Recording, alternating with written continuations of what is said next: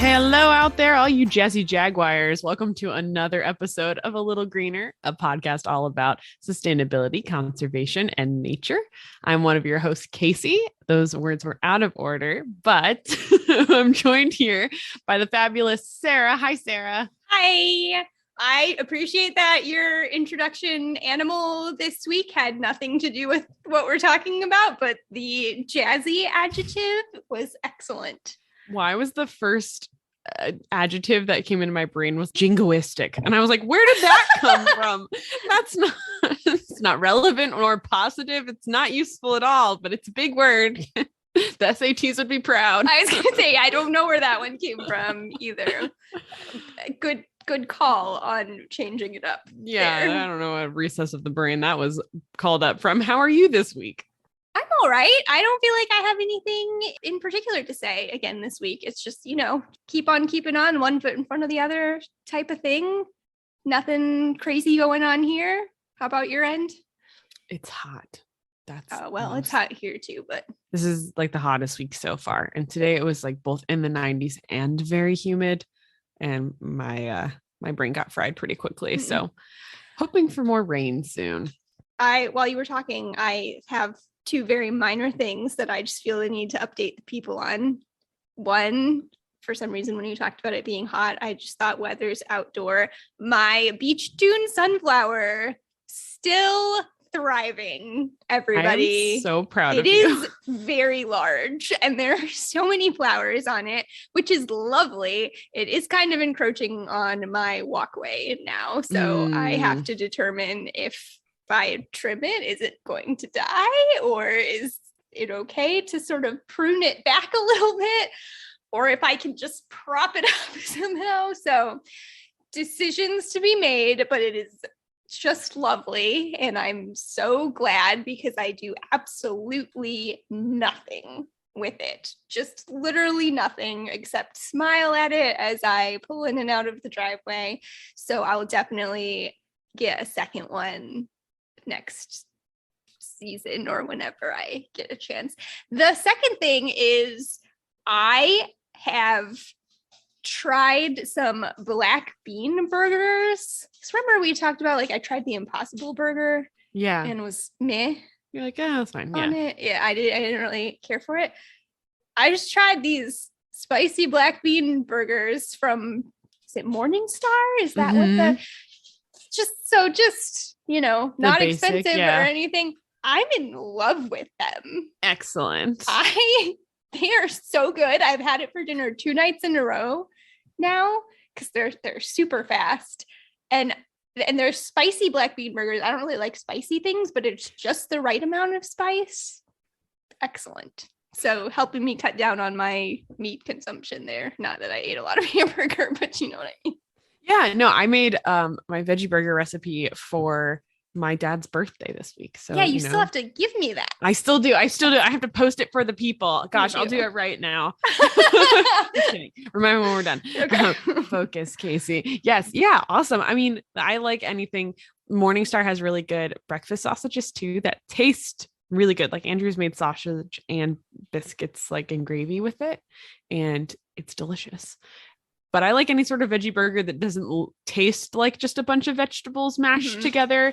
And they do a good job of being like, ooh, spicy, just enough to jazz it up like a jazzy jaguar. Throwing it at your veggie burger there. Tie it in. Great. Sarah, we had homework last week. Challenge. Yes, we did have a challenge. So I guess I have to start off by saying that no, I didn't complete the challenge, which was to talk with somebody in your world, your community about, I don't know how you want to phrase it, just what the plan is, energy consumption, plans towards reducing emissions, that type of thing. Is that fair to say? Yeah, just coal's part of our energy source, but we also have to start moving towards a clean future. And we do have a little bit of ways to influence that. Right. So I didn't actually talk to anybody, and I still I'm holding on to this challenge. I do want to do it. I think there is some merit in kind of thinking about the appropriate time and place for these things too. What is interesting is I work for a really large company, so I also have to think about kind of where to look in that. And I kind of want to talk to somebody that's more specific to my work area within that company. It's also a little bit preaching to the choir because the team that I work for is very environmentally oriented, and I already know some of the things that we do to reduce our emissions. And I already know a lot of what our company's plans are. In fact, next year, I know we're adding in even more solar into our energy mix with the company as a whole. So that's where I am with that. I did also, this was entirely unplanned and unrelated, but I just happened to see today, you mentioned faith groups as well as being one that you could look at. And I did see that one kind of group of the Presbyterian Church, PCUSA, has now pledged to divest from fossil fuels, which is a church that I went to back in Indiana, was that group. So I just thought that was kind of fun that popped up today. That's awesome. A friend of mine from college actually is I think it's Presbyterian Church, but she's basically part of a church leadership board and was helping with the divestment from fossil fuels. So it's in line with a lot of faith traditions to try and protect our planet, which we've talked about before. So that's awesome. I don't think there's anything wrong with, like, it's not like Casey told me this week I have to go talk about coal. So I gotta go. Yeah, totally. We've talked about this before with all of our challenges. You can keep them in your back pocket and just let us know when you get any of them done. For me, I'm very lucky that my biggest community I'm part of right now is work, which is a store run by my dad. Right. So I already know some of his plans. He wants us to look at where our numbers are, and if we are in a financial position to do it, he wants me to contact a solar company to try and get solar panels installed on the roof. Awesome. So our hope is to transition to an electric fleet, which would both be a really good environmental decision, but also a good business decision. I'm sure anyone who tried to do a big project this year found that the price of gas influenced the price of that in a negative way. And so we've definitely seen that factored into the cost of every good, but because we do services, being able to charge at least some of our vehicles eventually off of our grid, and knowing the grid was partially funded by solar, that would be just a nice little way to help cut costs and to really cut down on our emissions. So it's exciting. Not something that is happening this week, not something that was challenging for me because it was already in the works, but definitely something I'm going to be following up on to try and make sure that it's always in the ether of a project that could get done if we're in the right position. Love it. And you read the Hunger Games, so I reread the Hunger Games after. Yeah. The Hunger Games is a weirdly comfort read. I agree. For me. Okay. 100%. Yes. Good. Because it's not comforting at all. It's a very disturbing plot, but there's something about that I will just go to when I need a comfort read. Anyway. Yeah, it doesn't hurt your brain to read. It's very it's nice as a written, it's easy to read. It is easy to read. It's junk food for the soul, and I love it. Yes. I called my mom because last week, you'll remember, I had a little crisis of whether or not I had imagined being inside a coal mine. And I didn't imagine it when my mom and I went on a bus trip in Wales during a spring break when I was studying in Ireland. One of those stops was to a coal mine, and we did go into an elevator underground, and we went into a shaft where she was like, oh, the thing I remembered from it is that basically the kids were small enough to operate these doors. And then when the doors closed, it was just the most pitch black that was possibly out there. And she also remembered the ponies thing. So sad. Yeah, I mean, I've talked about it being an American fuel source, but absolutely the UK has very deep roots and history going back with coal mines. And so it was a brutal business for a long time. And I don't think that it's become unbrutal in a lot of ways just by nature of the process. But I did not imagine it. I was inside a coal mine.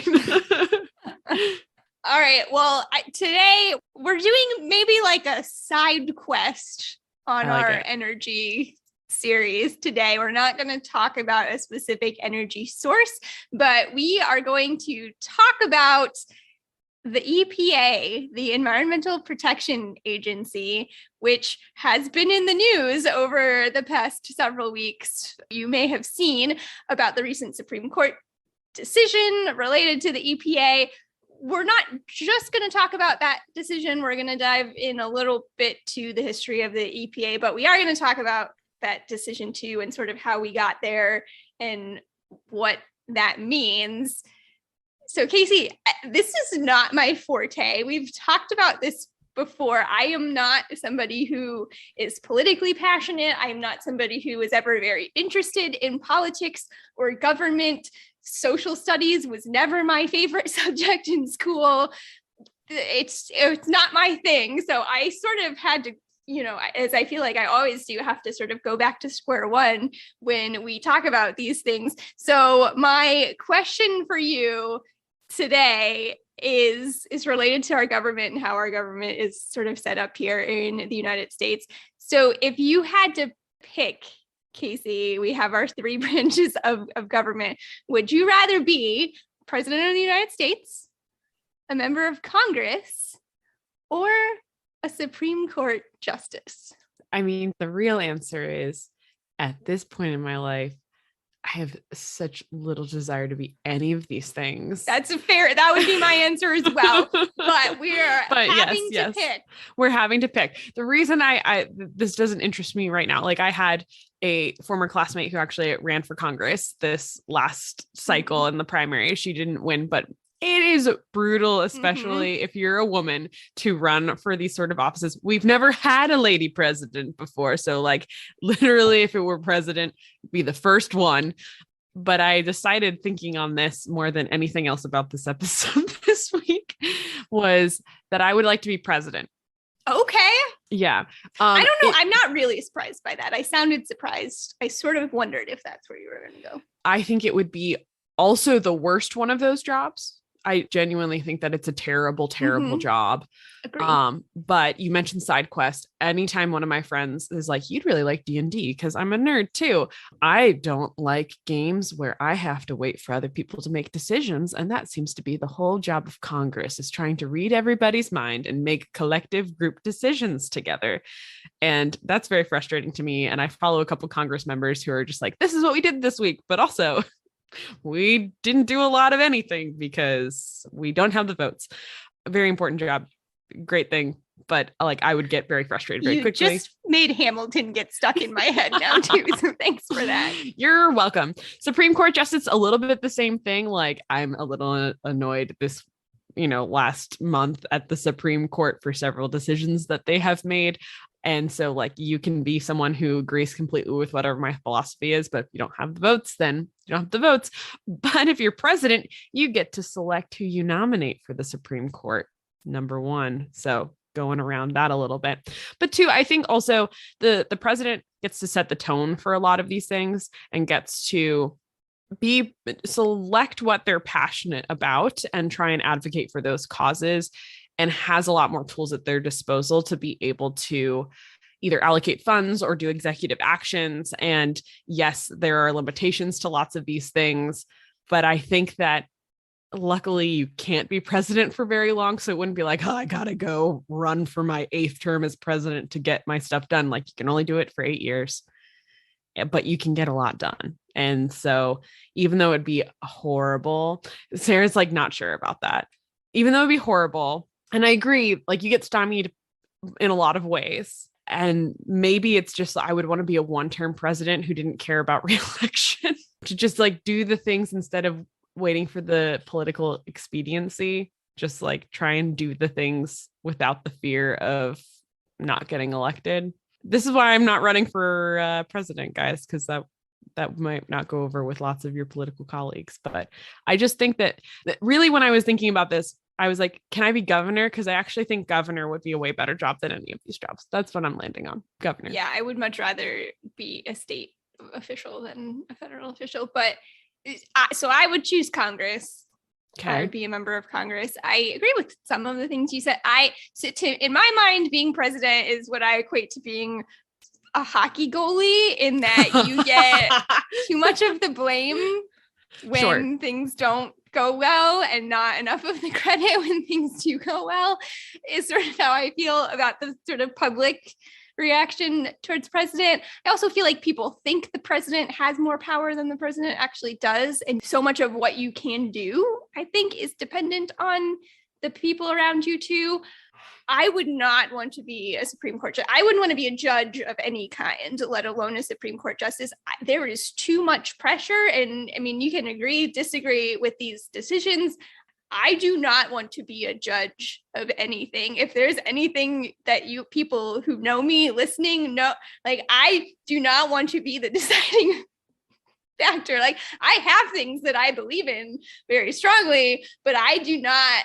If somebody gives me their opinion, I will do my very best to see that side of that, and I will start to sort of understand that side of that opinion. I don't think that I could sit and make a decision that I would feel comfortable with as a justice. I just think it would be a very weighty job, plus just trying to read through some of these decisions and the minutia of the things that they look at is very frustrating to me. And I think that can lead to them making decisions that I don't like too, because I'm like, well, they're basically just nitpicking on these things now. So I don't want anything to do with any of that. So I feel like I'm left with Congress by default, but I do think that maybe it's where I would feel the best at, because yes, it's frustrating because, like you say, if you don't have the votes, there's not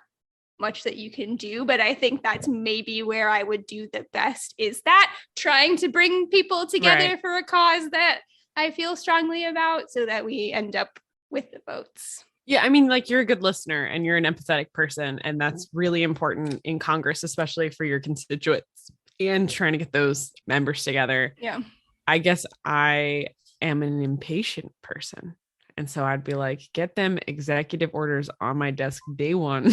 We're signing a bunch. Well, I think you're just more confident too, and just more, I don't know. I think that our choices make sense. Yes. For who we are. Is this like a Gryffindor Hufflepuff maybe thing? I think it is. But I do think that note. I do think governors, I mean, and we'll probably talk about this a little bit during this, is like your state guidelines are a lot easier to implement because they're narrower. They're less bound by some of these national politics. And that's why I think that they've been talking about, for a lot of the decisions have just been made, that the governors really are the ones who, at the end of the day, are going to make the big difference on things like climate change. So that's maybe where I steer more of. All of those seem like bad jobs, but people have to do them and should do them. I feel sick to my stomach just discussing theoretically which position. You wrote this question. I know I did. It is not for me. I could not go into political office. So on that note, we are going to sort of talk about how these things play together. In particular, we're going to be talking about Congress and how they impact the Environmental Protection Agency, and again, what these Supreme Court decisions mean. Right. Hopefully. We'll see how it goes. Stick around for that discussion.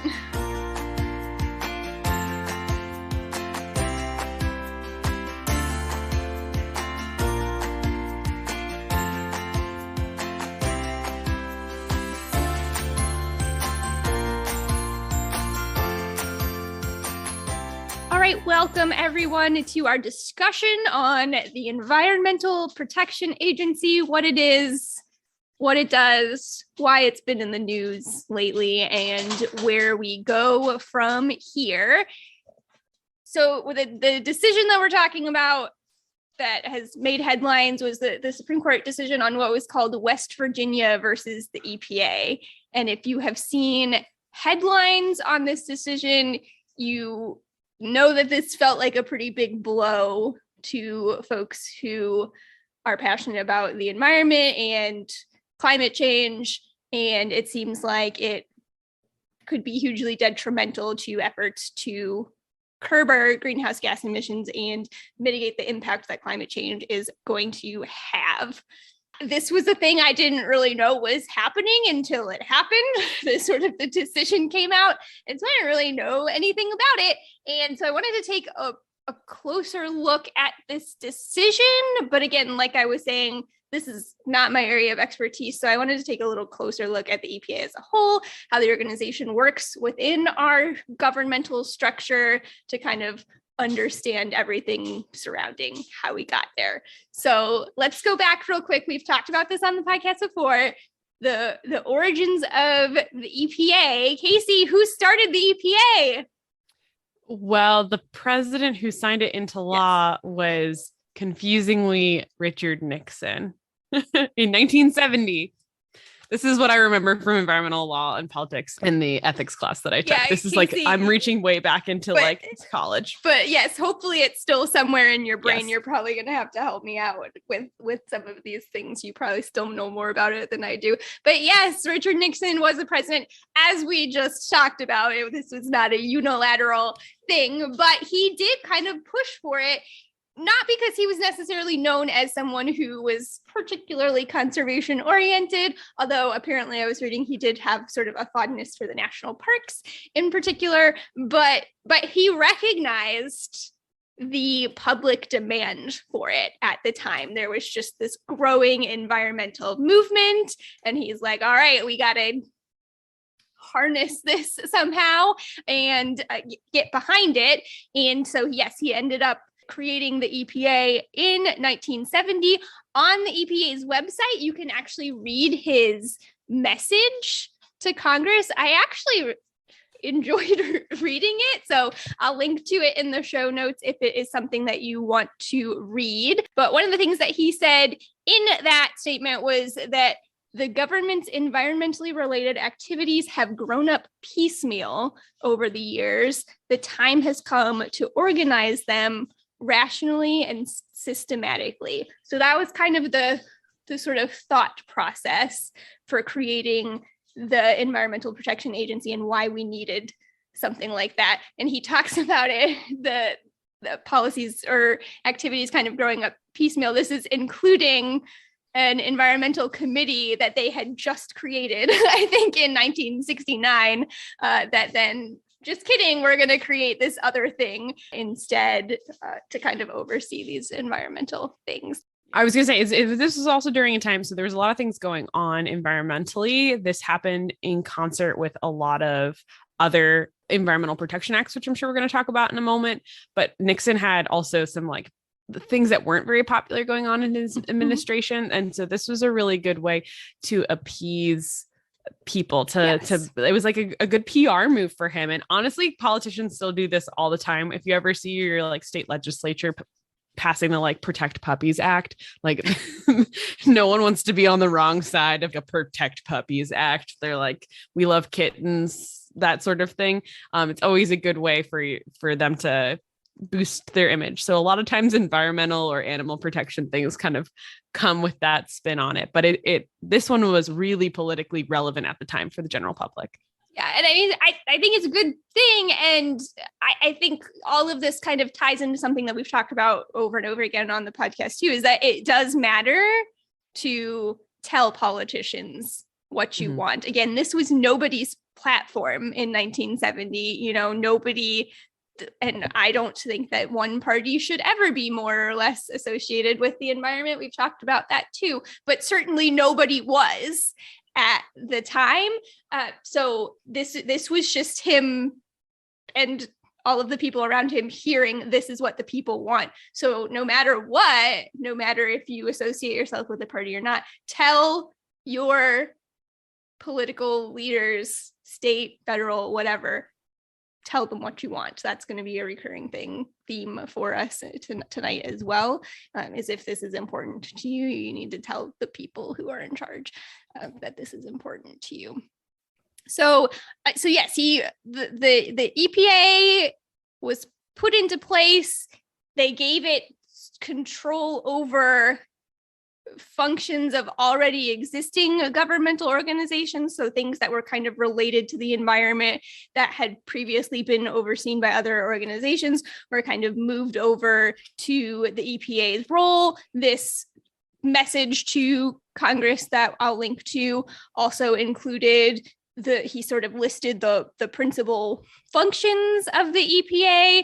Number one, to establish and enforce environmental protection standards that are consistent with our national environmental goals. So lots of things can be found within that message. And here's kind of the first important piece, I think, to know and understand is although this agency was created with those goals in mind and given this function of largely protecting the environment, it is a regulatory agency, and it gets its powers, if you want to call it that, from Congress. So the EPA is not creating laws. The EPA is creating regulations based on laws that are created by Congress. So we talk about all of those things that were going on in the early 70s. The big things for Congress or for the EPA early on, the Clean Air Act, which was created in 1970, the Clean Water Act of 1972. These are things that were passed by Congress. Think about the Endangered Species Act, those types of things. There's also a whole list of laws and executive orders that are related to the environment that you can find on the EPA's website as well. But so these are the things that they are given, that they are tasked with now administering. So they look at, okay, what does the Clean Air Act say? What does the Clean Water Act say? How do I now carry out these goals? And then they put out those regulations. So a few weeks back, we talked about the Good Neighbor Plan. Do you remember that, Casey? Vaguely. Yes, this was after it was related to air pollution. So you had done the air pollution episode, and then it was just sort of happenstance that I found that the EPA was sharing this Good Neighbor Plan, which was to help reduce emissions basically in states that were downwind from states that were not doing a good enough job regulating their emissions. And so these other states were kind of paying the price, quote unquote, for it, if you will. So that's what that plan was sort of looking at. They were in the phase of regulation. It's quite a process where they've looked at, okay, under the Clean Air Act, it says XYZ. We are going to make XYZ happen by doing this and this and this, and they can put out these different regulations. So this Good Neighbor Act was to help kind of carry out the obligations of the Clean Air Act. Does that make sense? Yeah, I think maybe to give a more specific, maybe XYZ elements to it. If, for example, a law said that we were going to regulate things that harm human health in the air, and then that was the law, the EPA would then make a law saying, like, knowing that mercury emissions or particulate matter, these specific elements impact the human health aspect. Under that law, they're given that authority. And I think we'll go into show later that if they're not specific in the law, that those things might later be able to be challenged. Yeah. So that's kind of fast forwarding to the end. Yeah. Yeah. So they would create, no, that's fine. But they would create, yes, a regulation pertaining to that. So one of the functions of the EPA would be to research those things. Okay. Yes. So we need to control harmful things that are in the air. What things are causing harm in our air? So they're going to do research to say, here's a list of things that we need to regulate in the air. And then they're going to kind of look at how to best go about doing that. And so then they will come up with these regulations. They will put out the regulations for a period of time. So they will research, they will write, they will put them out there. They will take comment on them, which that's where we were when we shared this Good Neighbor Act. They will take those comments, they will review, they will research again. And then if it all goes through, they will codify these regulations. You can find all of these regulations on the internet, and it almost made my head explode because there's so much, but you can find the Code of Federal Regulations, and this is for all federal regulatory agencies. There's so much. Just another thing that makes me not want to go into office. But so Title 40 within this federal code of federal regulations are the ones that are specific to the environment and the EPA, just in case you want to look it up for yourself. We'll have a link to it. And then the EPA also deals with the enforcement of said regulations. That was one of their principal functions. That is not something that I've thought about too often, but that might be anything from a fine to a criminal case if they feel that somebody was actively, knowingly disregarding a regulation of some kind. Fun aside that we probably don't really have any time for, but I'm going to share it anyway because it made me smile. Casey, while I was researching this podcast for this episode, I had Ghostbusters on in the background. Have you seen Ghostbusters? Yes. I've watched it several times, but maybe, I guess, just not paid attention in a long time. Did you remember that kind of the secondary bad guy in that movie is the EPA? It's been a long time. I guess not. I was like, I just kind of heard it in the background where he was like, I already forget the guy's name, but he was like, yeah, I'm from the EPA 3rd district or something like that. And because he thinks that they're like using harmful chemicals or something like that. And he makes them shut down their ghost containment thing. Like that's how the ghosts, like I had totally forgotten that this was the EPA. And then that took me to an actual website that exists that is called lawandthemultiverse.com, where actual lawyers look at things that happen in movies and TV shows and determine their accuracy. And it was excellent. I enjoyed it so much. I love nerds. I It's love so great. it. That's so accessible for people to be like, what does that mean? And then connect it to something I actually care about. Exactly. Oh, man. For the record, nothing about the process with anything was correct, but they were like, we forgive them for not wanting to like wade into break it down. All the waiting around and the, assessments and all of that. But they said the EPA was probably the right agency to go with. So there you go. The EPA enforces regulations related to the environment as well. Back to real cases, though not related to supernatural activity. The EPA does get questioned a lot. So again, even though here's this organization that is tasked with caring for the environment based on these laws set forth by Congress, there's still a lot of questions that arise about how much the EPA can do, how it can do it in certain situations. One of the articles that I used for research from The Atlantic magazine, there were a couple articles from The Atlantic that I really liked. This is from Ann Carlson, a professor of environmental law at the University of California in Los Angeles. Says the EPA gets challenged a ton, but they win most of the time because they are so sort of careful and thoughtful about doing their research beforehand, having this process that they go through of putting these regulations out and taking comments and all of that. So there are a lot of things that happen, I think, where the EPA gets challenged. Doesn't usually go up to the Supreme Court. That is a very rare case, but in a lot of these lower courts where they get challenged and apparently, according to this person, win most of the time.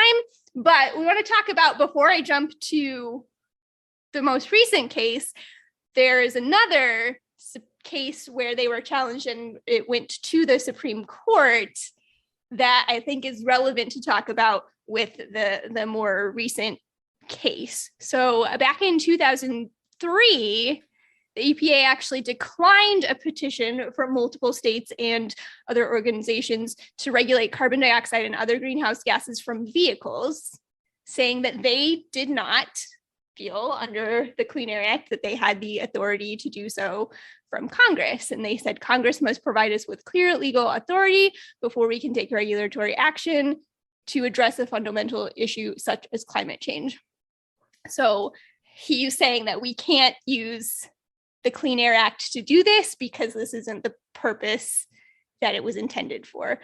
Of course, it wasn't back in 1970. That's not something that, although scientists maybe were thinking about it, that's not something that was high in the public consciousness.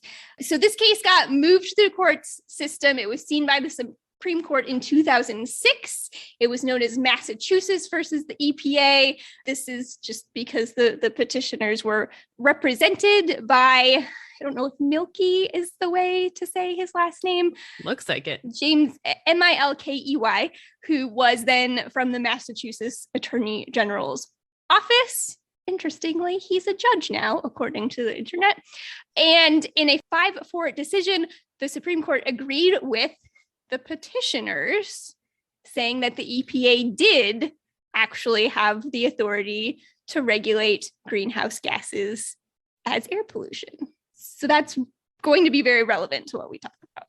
Yeah, I want to pause here and talk about all the stakeholders that are around what we're talking about. So we have the EPA at the center, the EPA being legally imbued with authority from Congress, but also is responsive to both citizens, nonprofit groups, agencies, corporations who petition the EPA to either review particular substances or look at different regulations. So they are often then also responding in that way to try and figure out, have we not evaluated every sort of concern under what we're able to do? The EPA is then able to say, like, yes, maybe this falls under something that's harmful to human health under this statute, or maybe this falls under this particular point source versus, like, when we're talking about power plants versus motor vehicles, those are different types of sources. So they have to figure out what's going to happen. And even when they make the rule, even if they've decided, yes, Congress has legally allowed us to do this, or yes, we've taken this petition and we've decided it does fall under what we need, they can then be challenged for that regulation in court by anyone impacted by the rule to then evaluate whether or not it truly is legally. So there's a lot of things going on where it's not this like rogue agency that responds to no one. There's very much a lot of input going on back and forth. Correct. And it is very confusing to follow these things through. So, I mean, even just within that, I mentioned that this initial petition happened in 2003, and then all of a sudden we're fast forwarding 3 years ahead to this actually getting seen through the Supreme Court. And so there's a lot of back and forth and even trying to figure out who's on what side when looking at all of these different stakeholders. Well, that's the other element too, is that, well, like one of the things when I was trying to figure out what I want to do in my life, my mom's like, don't you want to work for the EPA? Because that seems to be like the top of environmental, whatever, like much higher can you aspire to be than the Environmental Protection Agency? But it's also a political organization because the head of the EPA is appointed by the president, right? Sure. Yeah. So their priorities change depending on the administration. Yeah. I didn't even mean it like that though. Sorry. That was a poor choice. Oh no, go for it. No, I just meant like trying to follow a case through just some of the terminology of how I'm trying to figure out what the decision is actually saying and who they're saying is right and not right and who they're asking to do what. Even just following one case through because of all of the back and forth can get very confusing. But so that's all I meant by side. But yes, your point is very true as well, that the EPA's sort of goals and priorities and what the EPA is doing can change based on administration as well. So things that the head of the EPA might have been saying in 2003 might be different than, the head of the EPA 5 years later or whatever, depending on the administration, which is a difficult thing about our political system. Yeah. And I think sometimes it's caricatured as this rogue independent agency who's like advocating for the rights of snails over like, what the actual interest of America is, but very much it is constrained by so many of these things. So even if they think, for example, if someone working at the EPA is like, absolutely, we should be regulating carbon dioxide, but they don't have the legal authority, it's not just because that person decided on their own that that's what they're going to do. They really do have to look at what they're imbued with. Yeah. And so that the thing about this case of the Massachusetts versus the EPA is the specific question being asked in this case was not, are greenhouse gases do they count as air pollution? They were, but that was very relevant to deciding the case. Like, in order to determine if the EPA should be regulating emissions from motor vehicles, they needed to determine first, right, do greenhouse gases count as air pollution, is basically what they were talking about. And they determined that yes, they are. And yes, the EPA could in fact regulate these gases. And so that had very real consequences moving forward with everything, with regulations that EPA has put into place since then. And getting into this most recent case, West Virginia versus the EPA. And this got so much more confusing for me as I started to look into it. So hopefully I can hang on to the thread here. Casey, follow through it with me here as well. But this really first centered around something called the Clean Power Plan, which was under President Obama's administration. So this was put forth by the EPA in 2015. And it was directing states to curb emissions through what they were calling basically a series of building blocks, ultimately resulting in a decrease in coal power. And they were calling for an increase in natural gas and other renewable sources of power in order to meet these emissions requirements. And so again, the EPA needs to have justification to do this. So they were citing a specific section of the Clean Air Act in order to justify this rule. Okay, so that was the plan in 2015. The Clean Power Plan was never put into place, actually. So it was stayed, I think. I'm already forgetting the appropriate terminology to use, but it was actually never enacted. It was challenged. It was never actually set forth. The EPA administration change repealed that plan that had never actually been put into place in 2019 and replaced it with a much less aggressive affordable clean energy rule. So the amount of percent of emission reduction that this affordable clean energy rule was targeting was much, much less than the Clean Power Plan. This was then challenged by organizations, including the American Lung Organization, saying this is not this isn't good enough, basically. Right. And so the DC Circuit Court agreed with that. And my understanding is basically that court decision of them agreeing with these challengers of the Affordable Clean Energy Rule basically repealed that and sort of by default would have allowed that Clean Power Plan to go back into play. However, the government was like, no, we're not doing it. We're going to move on. We're going to figure something else out. So even though there was no move made to start the Clean Power Plan up again, also fun fact, the emissions reduction that was targeted by the Clean Power Plan, we'd already reached it just by other methods and coal dropping and some of those things that we've been talking about in our energy series. Anyway, we'd already met that reduction. But despite all of that, 20 states, including West Virginia, challenged the decision, saying basically that this would have given the ability to put this Clean Power Plan into place would have given the EPA too much power that they felt that they didn't actually have from Congress. Are we there? Do we understand sort of the history of this case? It's like multiple challenges and reversals. So my understanding from basically the end of this is that the point of these 20 states challenging this last reversal is not that they at that point could do anything about what actually the Clean Power Plan was looking to achieve. It wasn't like the ends of it. We don't want to reduce emissions. Correct. Because those things had already happened.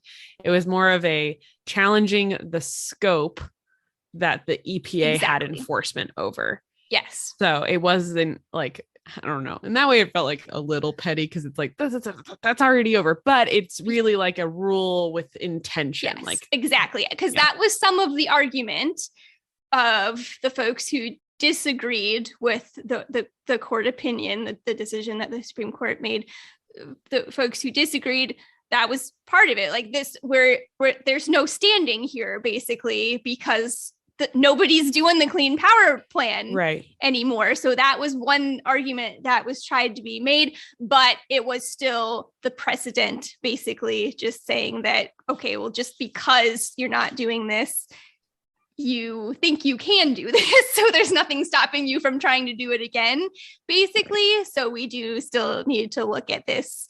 Yeah. Putting on my like little lawyer hat, I guess. I don't know. Like just standing is basically you have to prove that you are impacted by the like an alien couldn't come down from Earth and be like, I object to everything. Like you have to have some sort of, they have no reasoning, stake in the matter. Yeah. Right. So they would have no standing. Yes. I had to look up a lot of terms. Sure. Yes. So, and one thing I'll say right here is, and I'm ashamed to admit that I didn't do this because I really wanted to do this for the podcast, but I will say I have not read the entire opinion. That is what they call these Supreme Court decisions, is the court's opinion. I have not read the entire opinion. You can read the entire opinion, and I would like to still read the entire opinion. So basically it'll give a summary of the overall main decision. And then you'll have the specific opinions of individual justices that both agree with the decision. And then you'll have some dissenting opinions as well. So this was a 6-3 decision. So you can read some of the specific opinions of the folks who agreed. And then you can read the dissents as well to see why they didn't agree. It's a lot. Have you read it, Casey? So I haven't read it. And one is genuinely because it's intimidating. Like a lot of times these Supreme Court opinions have like 13 pages of footnotes that reference other cases. Yes. And so that's sort of the second half, is that I don't feel like by reading the entire thing by myself, I would have the context and understanding to be able to then to say, I get it. Like I would then have to read several other pieces by people who understand actually what's going on about what the implications are. So that's mostly what I've been doing. Yeah. So that's kind of where I dove into. I would like to eventually read the whole opinion, but there's a lot of references in there that would be tough. I do have part of the court's opinion here, and I think it talks a little bit about some other concepts that we can understand. They said, in devising emission limits for power plants, EPA first determines the best system of emission reduction. They then refer to this as BSER, best system of emission reduction, taking into account cost, health, and other factors that it finds have been adequately demonstrated. So what resources do we currently really have to put into place? This is the best system of emission reductions. The agency then quantifies the degree of emission limitation achievable based on this best system of reductions if this were applied to the covered source. So the BSER, therefore, is the central determination that the EPA must make in formulating its emission guidelines under this section of the Clean Air Act. The issue here is whether restructuring the nation's overall mix of electricity generation to transition from 38% coal to 27% coal by 2030 can be the best system of emission reduction within the meaning of this Section 111 of the Clean Air Act. So that's what they say they're looking at, is does a transferring of energy type, changing the grid, basically, can that qualify as a best system of emission reduction? And basically what the court said was no, that doesn't count, that changing the composition of the grid, it goes beyond the power of what the EPA was given. So basically what they're saying is, no, you can look at a coal power plant and say, okay, what technologies do we have available to us to have this coal power plant reduce its emissions? And how much can we expect them to reduce emissions based on what we have available? But we cannot say this plant needs to shut down for this in favor of this solar plant, and then we can get emissions down.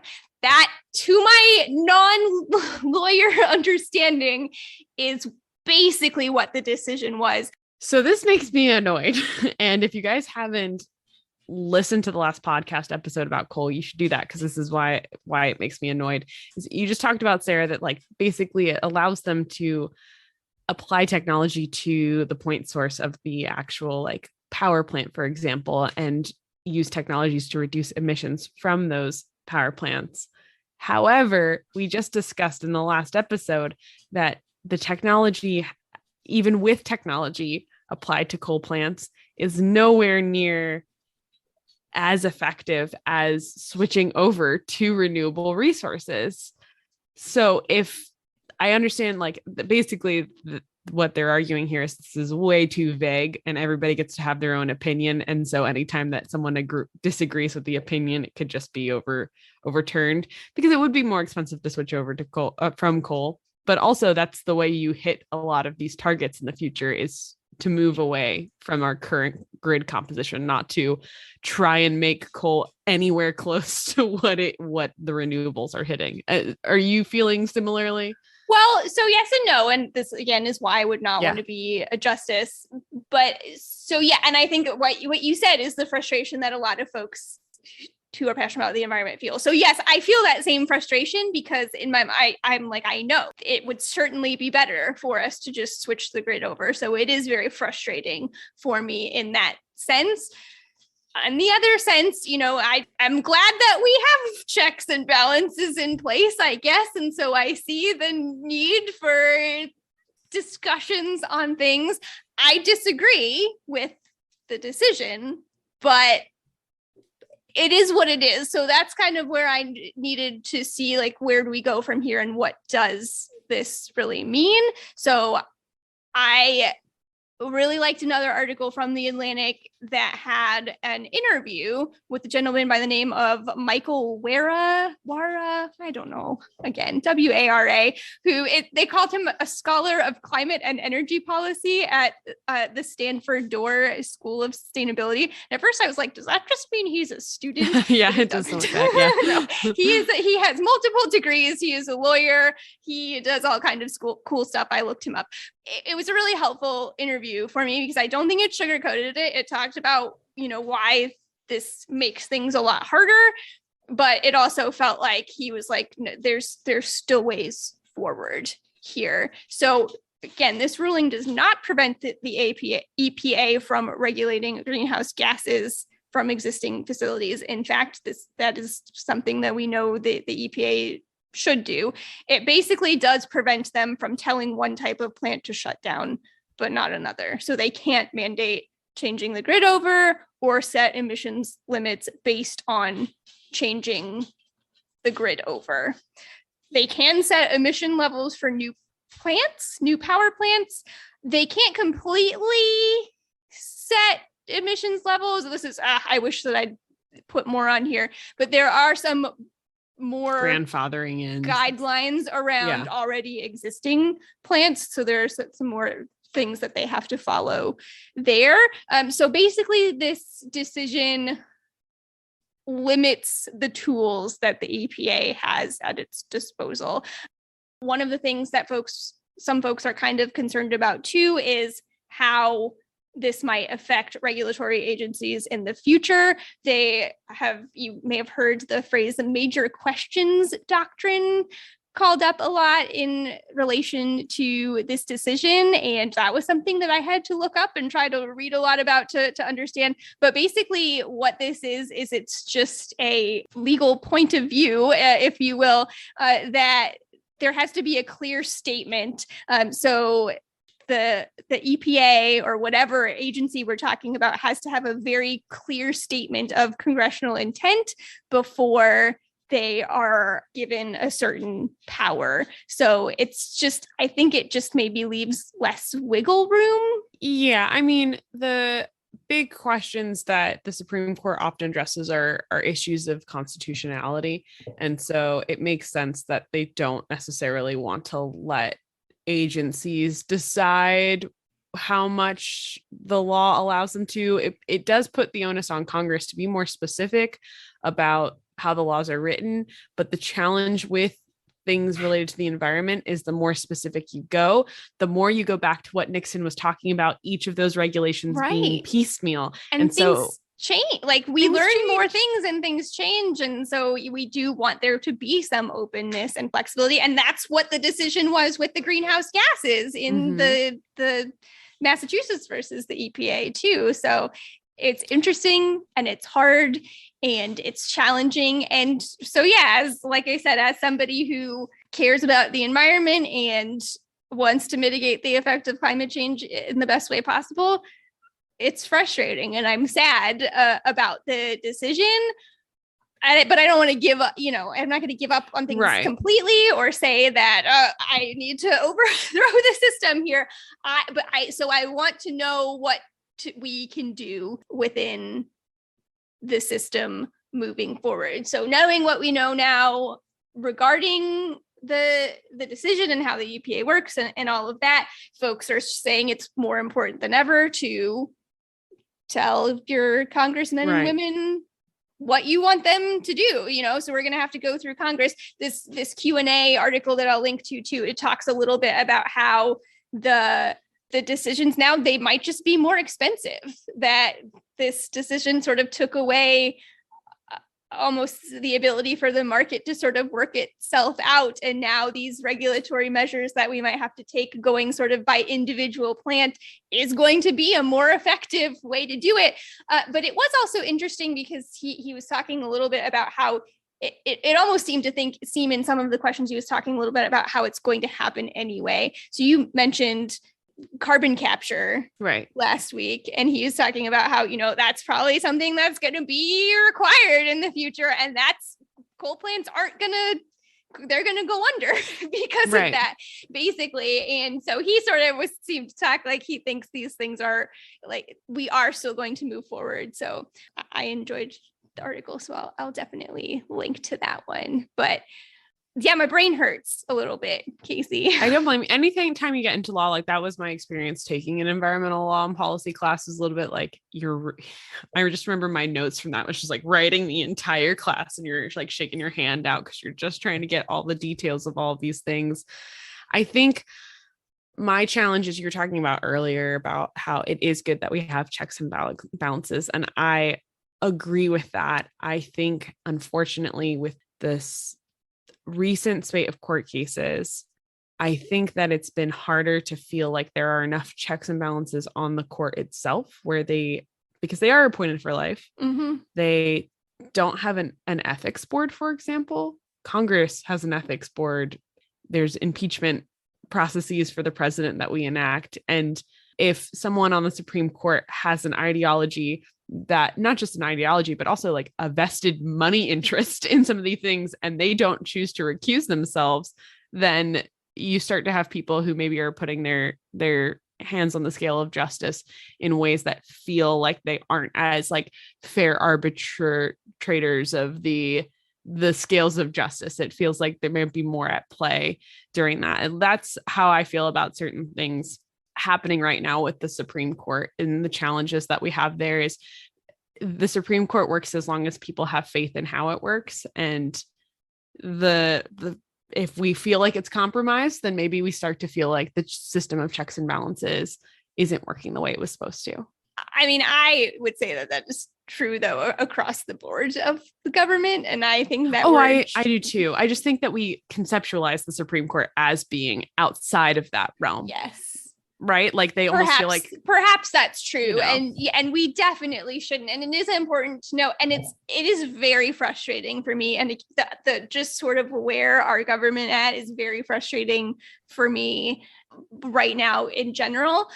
But I don't even know how to say it exactly. But yeah, we do have judges that are appointed by political parties.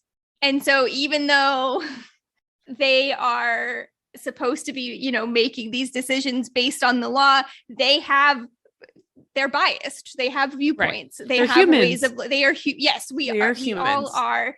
And I think some of what you were saying certainly goes beyond bias. So yes, there need to be checks on things like that. But no matter what, there's always going to be the bias too, and different ways at looking at the world. And that by its very nature can be really frustrating. So yeah, it's hard. Yeah. I also appreciate that, like, their job is to sort of look at what's going on in the future. So like, for example, when like Amazon's Alexa came out and everyone's like, it's fine. It's just it's just there to do your grocery list or ask Google a question or whatever. But then you have to think about like, oh my gosh, there's a listening device. What's all the future consequences down the road? And that's the job every time that they make one of these decisions. And that's why they're so long, is they have to narrowly decide on each of these things, how it applies here, but also how it could be applied anywhere else in the way that they're interpreting it. So it is, that's why they're like thousands of pages long. I don't know. It's hard. I wish that I felt more hopeful at the end of this than I do right now. I sort of just feel tired and uncertain about things again, but I know we need to wrap it up, but there are still paths forward for sure. Right. You read through some of the decisions, read the ones who agreed with the majority opinion, and read some of the dissents too. And you may find that there are things in both parts, like pieces of both things that folks have said that you agree with. And if you stick around, we will come back. I'll give you a couple of challenges for the week, and we'll wrap up with any closing thoughts.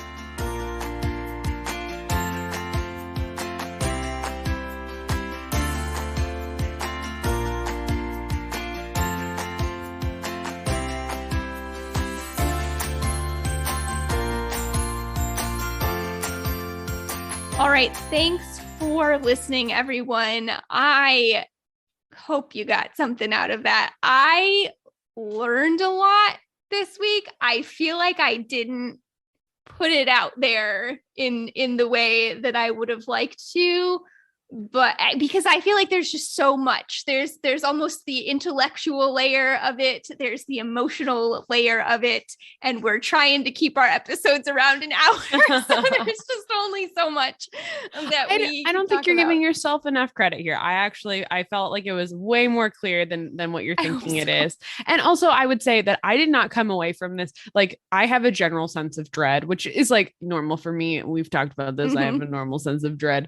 I have a general sense of dread about Supreme Court cases moving forward. This particular one is not as disabling to the EPA as perhaps headlines may have made you think. Yes. For particularly climate change related things, this is not anywhere near the end of the world. It is perhaps concerning because, like you said, they're doing it based on this. Do these people even have standing on this law that like didn't even happen? But we have lots of regulatory levers going on still outside of this particular one. So once I learned more about what was happening, I was not defeated for this particular rule. And I think you've explained how this works pretty well. And I should, yes. So my sort of feeling of not feeling as like optimistic right now is actually more related to the state of our government. And I don't even mean just the Supreme Court. I just mean all I just feel it just feels very overwhelming to me right now. So that's all what I mean there. But I agree with you about this particular decision. And that is one of the challenges related to one of the challenges that I have for you, because you just mentioned that you don't feel like this was as horrible as some of the headlines made it out to be. That's just a news thing in general. They want you to catch your attention. But I think part of what can help in all of this, and maybe part of what can help eventually with our government, our system of government, kind of where we're at right now too, is trying to look at things from a variety of viewpoints. You may have a place where you get your news from. I don't really follow the news that much, except what, just pops up that the internet feels like I want to look at. But when I do dive into a particular topic, I look at it from multiple sources. And, that includes maybe things that you wouldn't normally look at. There is an organization, I thought it was called All Sides now, but they just call it All Sides. So allsides.com is a place that you can go to. You can follow them on social media as well. They're going to show you headlines from news organizations that are sort of aligned center, aligned more to the right, aligned more to the left. I think that's important just for kind of context to see what kind of language and what kinds of things different news outlets are focusing on. And I think it can help to try to look at things from another perspective. That doesn't mean you have to agree with it, but I think it is helpful for all of us to sort of break out of our boxes a little bit and try to understand where other people are at. There's a difference between being biased and being untruthful. And so you can kind of check those facts as well. So that's just one outlet that you might look at. So just something to be thoughtful of moving forward as you're reading news, whether it's environmentally related or what, to kind of look at what the sources are that you're looking from. Also, this isn't on here, but I've talked about her on the podcast before. I think there is a lady on Instagram, Sharon Says So is her Instagram handle. I mention it because she talks a lot about government. She was a government teacher and studied that sort of thing. She talks about these Supreme Court decisions and she presents really factual information that is really nice. And this is kind of a thing that she stresses as well, is kind of looking at things from all sides to help have better discussions, basically. So you can follow her as well. I'll give her a plug. So that's one. And then the other one is what we mentioned a couple of times throughout the episode. Part of the way forward now, we understand that the EPA gets its marching orders from Congress. Let's tell Congress that cutting emissions is important to us. So look up your representatives if you don't already know. Reach out to them. I mean, you don't even have to reach out over a specific, usually we think about doing this if there's a bill in play that we're interested in, but you can just reach out to them and say, hey, I know this decision happened in the Supreme Court. I just want to say, I think it's really important for us moving forward to find ways to switch our energy grid over, whatever the case may be. So I think it's important for all of us to do. Yeah. And for folks listening in PA, we got a big old election coming up pretty soon here. So no matter who you're voting for, you better tell those candidates what you believe in and what it's going to take to get your vote, because it's going to be a big deal here and nationally. Yeah. Look at the primaries that are coming up to wherever you're at. Florida is one of those frustrating states that you have to be registered with the party to vote in the primaries, and I am not. So I don't get to vote in the primaries, but I think it's still important to look at and research and know what's going on. Oh, Casey, I'm exhausted. Anything else before we wrap up? No, we can go.